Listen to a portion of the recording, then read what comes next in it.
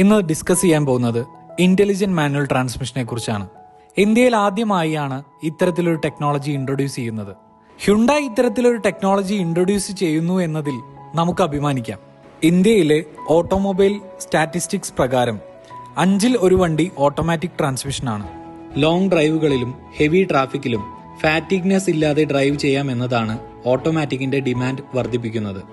ഒരേപോലെ automatic ട്രാൻസ്മിഷന്റെ കംഫർട്ടും manual ട്രാൻസ്മിഷന്റെ driving പ്ലഷറും നൽകുന്നു എന്നതാണ് ഇന്റലിജന്റ് മാനുവൽ ട്രാൻസ്മിഷന്റെ സവിശേഷത. 2020 ഐക്കോട്ടി വിന്നറായ വെന്യൂവിലാണ് ഈ ടെക്നോളജി ആദ്യമായി ഇൻട്രൊഡ്യൂസ് ചെയ്യുന്നത്.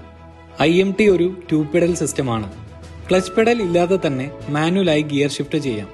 Speed sensor, concentric slave cylinder, transmission control unit, clutch actuator, gear position sensor, clutch tube കൂടാതെ ഗിയർ ഷിഫ്റ്ററിനകത്ത് വരുന്ന ഇന്റൻഷൻ സെൻസർ എന്നിവയാണ് പ്രധാന കോമ്പണന്റ്സ്.